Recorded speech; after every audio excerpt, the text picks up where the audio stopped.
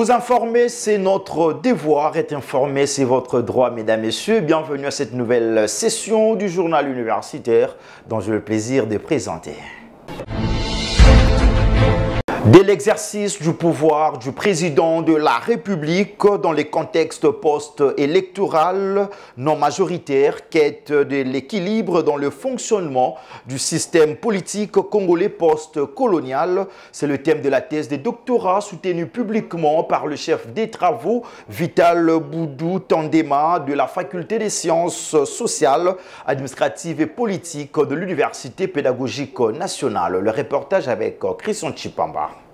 En soutenant publiquement sa thèse de doctorat sur l'exercice du pouvoir du président de la République dans le contexte post-électoral non majoritaire, quête de l'équilibre dans le fonctionnement du système politique congolais post-colonial, le chef des travaux Vital Boudou Tandema de la faculté des sciences sociales, administratives et politiques de l'UPN a au verbe clair et facile stipulé que l'objectif de cette étude consiste à apprécier le rapport entre le président de la République et les autres institutions en vue de situer les tenants et les aboutissants du déséquilibre évité par les constituants, mais rendu possible par la pratique au point d'en faire le déterminant du système politique. Constatons en premier lieu que, formellement, ce qui apparaît comme déséquilibre dû à l'hypertrophie de pouvoir du président de la République constitue en soi un équilibre institutionnel mettant le président au centre de l'architecture institutionnelle. Celui-ci tire son origine de la culture politique traditionnelle du pouvoir en Afrique et plus particulièrement au Congo. En deuxième lieu, dans cette culture, le chef est dépositaire de l'autorité politique, religieuse et ancestrale. Il est considéré comme l'incarnation de la communauté. Par cette tradition, a-t-il poursuivi, il est difficile d'envisager un équilibre institutionnel au sens classique et moderne du pouvoir public. D'ailleurs, la concentration de pouvoir était un gage de la stabilité et de l'équilibre de la société traditionnelle. Il faut inscrire cela dans la culture politique traditionnelle qui ne cadre pas avec le système politique moderne fondé sur la séparation de pouvoir qui du reste était d'une certaine manière appliquée dans ces sociétés. Pourtant, la constitution actuellement en vigueur octroie plus de pouvoir au Premier ministre qu'au président de la République. Par cette culture, a insisté le chef des travaux Vital, il est utile de concilier l'élection du président ayant pour circonscription électorale le territoire national au suffrage universel direct avec l'inféodation de la majoritaire parlementaire pour la cause de la communauté qu'il est censé incarner. De ce qui précède, ces travaux préconisent un système présidentiel et dictatorial avec l'hybridation du modèle de pouvoir traditionnel et moderne, fondé sur la prépondérance des valeurs africaines où le chef est l'incarnation de la nation. Au terme de l'évaluation du travail, la délibération du jury à huis clos, le candidat Vital a réussi avec la mention la plus grande distinction. Pour lier l'utile à l'agréable, le secrétaire général à la recherche de l'UPN, le professeur Faustin Poutou-Bokenga, lui a conféré le grade académique au nom de la rectrice empêchée. De ces faits, les nouveaux docteurs en sciences politiques a insisté sur le fait que quand on a le pouvoir, le bâton de commandement, là, il ne faut pas blaguer avec ça. Et tout celui qui a le bâton de pouvoir, lui ne voudra jamais qu'il y ait un autre qui puisse massacrer son pouvoir. Il doit l'affirmer. C'est pourquoi il y a des violations des constitutions à répétition. Notre pays a connu des transitions continuelles. Tout ça parce qu'il fallait un président qui ait un pouvoir fort. Il n'y en a pas. Mais entre-temps, ça se fait. Et pourquoi on ne peut pas en parler tout haut? Il faut une institution, président de la République, très forte. Pas un président très fort. L'ambiance électrique était au rendez-vous. La communauté universitaire de la province de la Chopo a été sensibilisée sur l'éveil patriotique dans le cadre de la campagne Tout pour la patrie. C'était à l'amphithéâtre de l'université de Kisangani. Le détail avec notre correspondant depuis Kisangani, Célestin Abedi.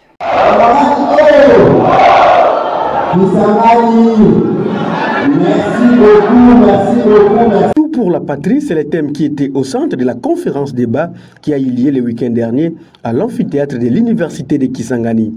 Au cours de cet échange scientifique, les orateurs du jour, leurs excellences, ministre de l'ESU, ministre de la Communication, de la Jeunesse et les vice-ministres de la Défense, ont tous apporté leur contribution sur l'éveil patriotique. Ils ont appelé la jeunesse tchopolaise à l'esprit patriotique, à la conscience nationale, à la loyauté pour le changement de notre cher pays qui est la République démocratique du Congo. L'objectif de cette conférence était de faire comprendre à la jeunesse tchopolaise les enjeux du pays et pour barrer la route aux ennemis de la République démocratique du Congo, comme martèle Patrick Mouyaya, ministre de la Communication. Nous sommes venus dans le cadre d'une grosse délégation gouvernementale communier avec la population de Kisangani, mais aussi de la Tchopo et par-delà la grande population locale autour du génocide congolais pour des raisons économiques.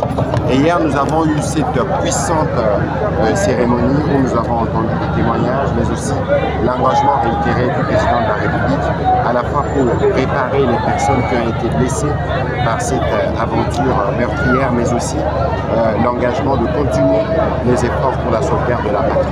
Et en marge de cette cérémonie, et connaissant le caractère révolutionnaire, le caractère résistant de la ville de Kisangani, nous avons profité pour lancer la campagne pour la patrie. Parce qu'il est important pour nos jeunes aujourd'hui de comprendre que nous tous, nous sommes des soldats de la République démocratique du Congo et nous tous, nous devons nous engager. Et dans la conférence de ce matin à l'UNIKIS avait pour strict objectif de parler aux jeunes, de leur communiquer la nécessité pour eux de s'élever et de comprendre les enjeux du pays, mais aussi de jouer un rôle, où qu'il soit, dans la défense de la patrie. Nous sommes plutôt satisfaits de la réceptivité des jeunes de la Tchopo, mais aussi des échanges que nous avons eus. Nous pensons que c'est la première d'une longue série. Écoutez, nous avons sensibilisé les étudiants parce que ce qui nous concerne ici, c'est d'abord le pays. Ce n'est pas une question qui est liée au président de la République individuellement ou à son gouvernement, c'est une question qui est liée à nous tous et dans une vie qui a été meurtrie de la guerre. Aujourd'hui, il est important que nous puissions soutenir notre armée dans ses efforts de relance parce que l'armée doit être en mesure de nous sécuriser, mais aussi de défendre l'unité nationale. Et dans ce travail, chacun a son rôle, y compris vous les médias. À la fin de cet échange, leurs excellences ont récit chacun d'une pièce d'épargne Kisangani Boyoma, marquant leur présence dans le chef-lieu de la province de la Tchopo. Et voilà les symboles qui montrent que Kisangani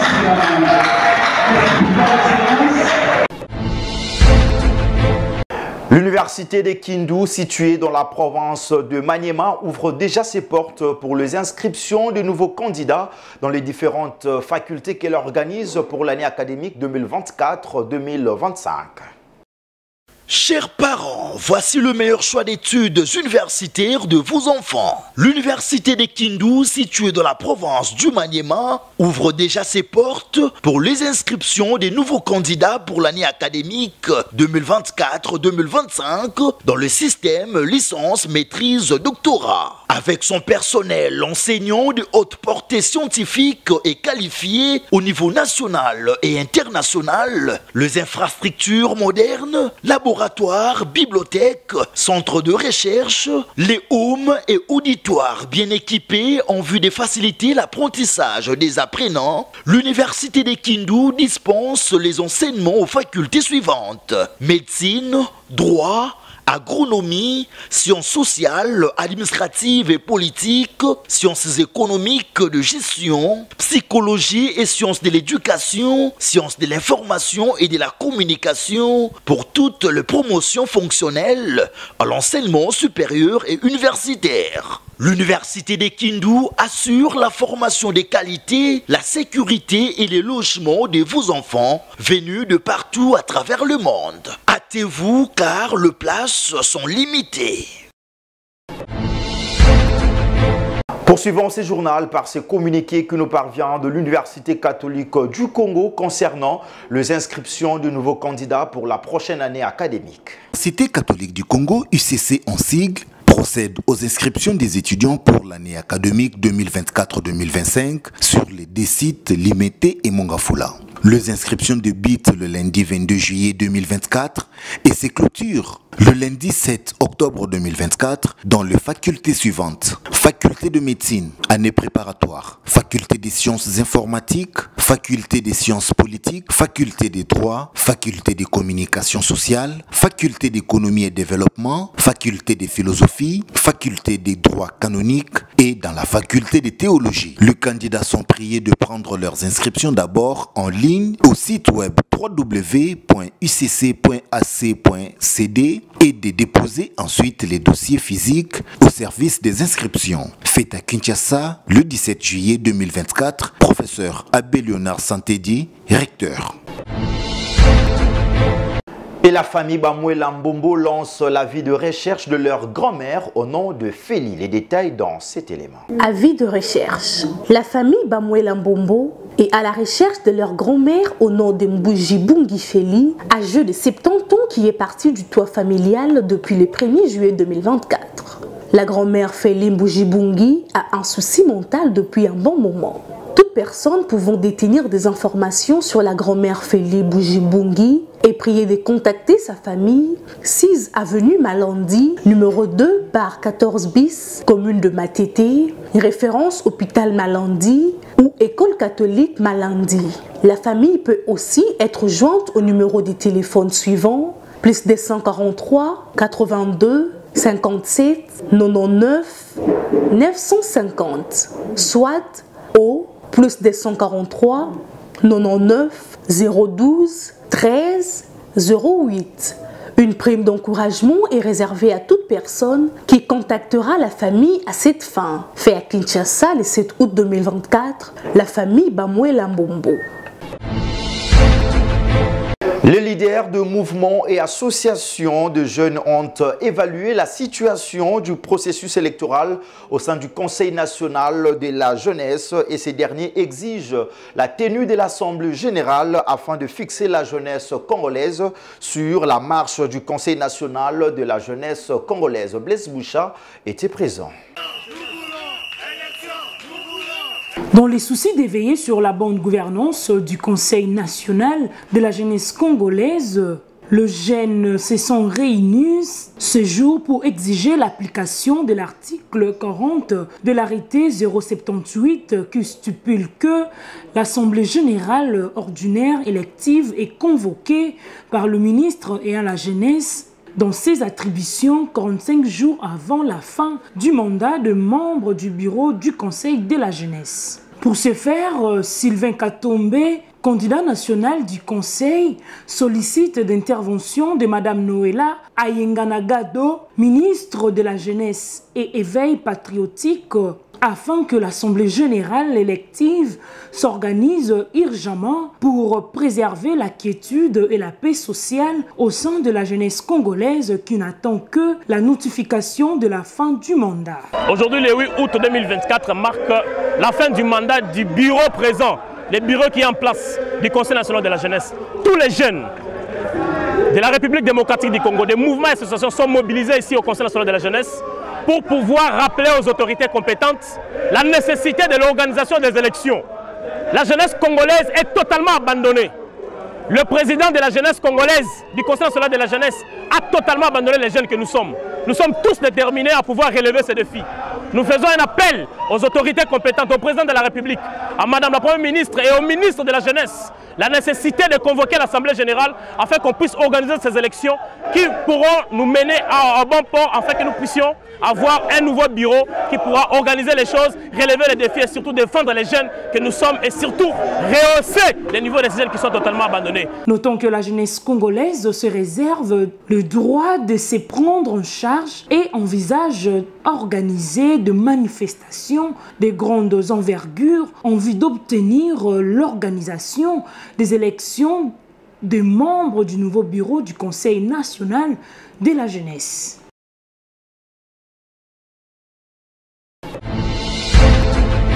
De l'autre côté, initiation à la création d'emplois et renforcement de capacités des étudiants entrepreneurs. C'est le thème de l'atelier d'échange organisé par le Mouvement international des étudiants catholiques en collaboration avec Fac Boulot de l'Université de Kinshasa. Élément signé Nene Wambenga.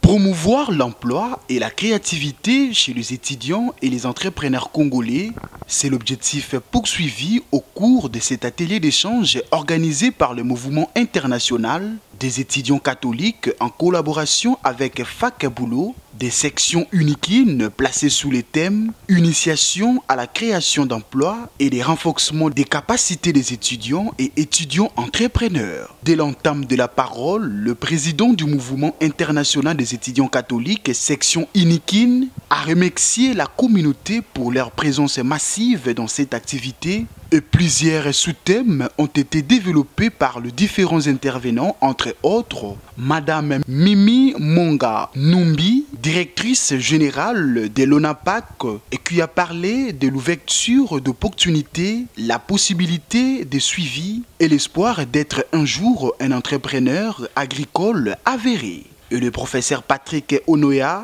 a appelé les jeunes étudiants et entrepreneurs à plus de motivation et de détermination de faire ou réaliser quelque chose qu'on veut entreprendre tout en bannissant la peur, la doute d'échouer. Nous sommes venus ici pour booster, encourager les étudiants à s'adonner à l'entrepreneuriat et en particulier à l'entrepreneuriat agricole, étant donné le grand défi que connaît la République démocratique du Congo dans le secteur agricole. Comme vous le savez, chaque mois, la République démocratique du Congo importe un peu plus de 2 milliards de dollars en termes de biens de première nécessité. Ceci démontre qu'au niveau entrepreneuriat, le secteur de l'alimentation, le secteur de l'agriculture est la première opportunité que doivent saisir, n'est-ce pas, les étudiants congolais en général et de l'Université de Kinshasa en particulier. C'était aussi une occasion pour sensibiliser les étudiants à s'intéresser au projet Un hectare pour un étudiant parce que les questions d'alimentation sont aussi des questions de souveraineté que doivent saisir les étudiants de l'Université de Kinshasa. Après les interventions de quelques conférenciers et l'exposition de quelques articles de la culture africaine, s'en est suivi une série de questions et réponses entre les participants et les orateurs du jour. Il est de rappeler que tout s'est clôturé dans une ambiance totale.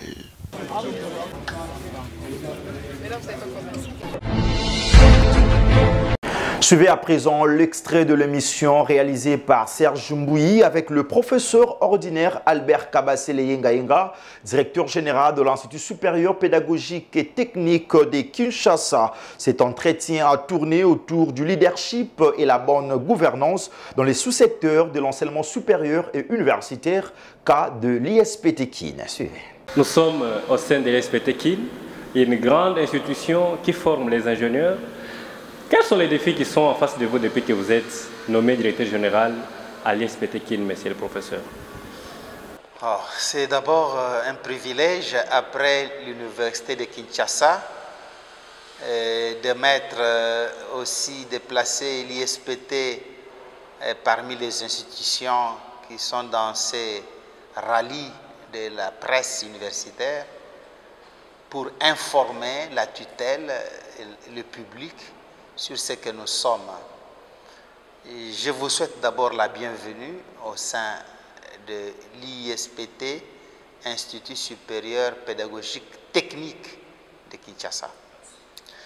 Et je voulais vous dire que nous avons eu beaucoup de défis. Il y a une année, j'ai pris le fauteuil du directeur général. Il y a une année et 2 mois. Parce que j'ai fêté l'anniversaire d'1 an au mois de mai. Le 23 mai passé, je venais de réaliser une année en tant que directeur général. Et là, après une année, j'ai compris que l'ISPT avait besoin d'un leadership différent pour répartir, parce que c'est une institution qui disparaissait, qui quittait le carnet d'adresse de l'issue. Le premier défi, pour répondre à votre question, est un défi foncier. Le foncier de l'ISPT était en danger. Le deuxième défi, c'est le défi de tout ce que nous avions comme dossier judiciaire, où l'ISPT était déjà cloué au sol, condamné. Le troisième défi, c'était celui des infrastructures. L'ISPT a un très grand terrain, mais ce terrain ne profitait pas aux étudiants, occupés par des commerçants et des politiciens qui font le business. Et les étudiants n'avaient ni salle de cours, ni salle de conférence, ni bureau, ni un endroit où s'asseoir. C'était une université de nom.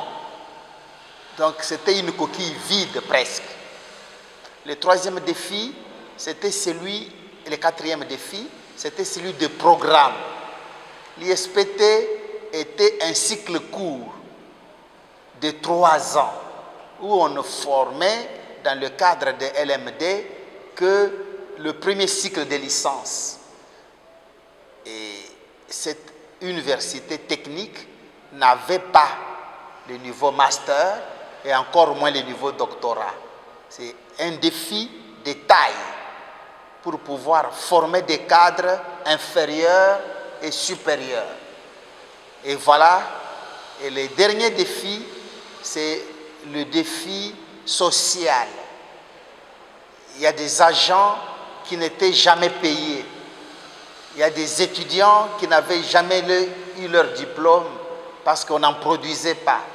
Bref, ces 5 défis nous ont préoccupés et aujourd'hui, une année après, je peux vous dire que l'ISPT est en train de rivaliser avec des grandes institutions et nous pouvons y aller en détail pour que le public nous comprenne.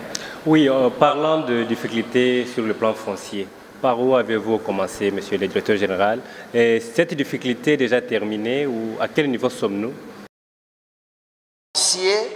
Je parle devant les caméras du journal universitaire et Info Scientifique. Et je pense qu'aujourd'hui, l'ISPT a réveillé la conscience de tous ceux qui dirigent les établissements publics face à la spoliation des terres de l'État. Nous avons trouvé à l'ISPT un faux certificat d'enregistrement détenu par les frères des écoles chrétiennes, soutenu par le prélat catholique et en tête Monseigneur Cardinal Ambongo. Et avec ces certificats... Vous avez des preuves, monsieur le directeur général? Si, j'ai des preuves. J'ai des preuves et vous pouvez les avoir devant les cours des tribunaux. Et mes avocats, les avocats de l'ISPT, ont tout un dossier très bien ficelé là-dessus. Et les prêtres nous disent que cette terre de l'ISPT, à partir de Saut des Moutons, RTNC, jusqu'aux frontières avec Chaoumba et Avenue de la Science, jusqu'à Itigombe, frontière avec IPG, Institut professionnel de Gombe. Ils disent que cette terre leur appartient depuis l'époque belge et que le certificat d'enregistrement qui leur donne cette terre est en leur nom et que l'ISPT était ici par hasard, par pitié, et que le temps est arrivé de les déguerpir. Aujourd'hui, nous pouvons dire, monsieur le directeur général, la communauté universitaire de l'ISPT Kin est fière d'avoir Albert Kabasele Yenga à la tête de cette institution, et cette institution a recouvert tous ses droits sur le plan foncier. L'institution a recouvert tous ses droits sur le plan foncier. Nous avons recouvert tous nos droits et nous avons la jouissance de notre terrain. Mais les fleurs, ce n'est pas au professeur Kabasele. Les fleurs, mais c'est vous les pacificateurs. Oui, les fleurs, c'est au chef de l'État, Félix Antoine Tshisekedi Tshilombo. Les fleurs, c'est au Premier ministre sortant, Sama Lukonde.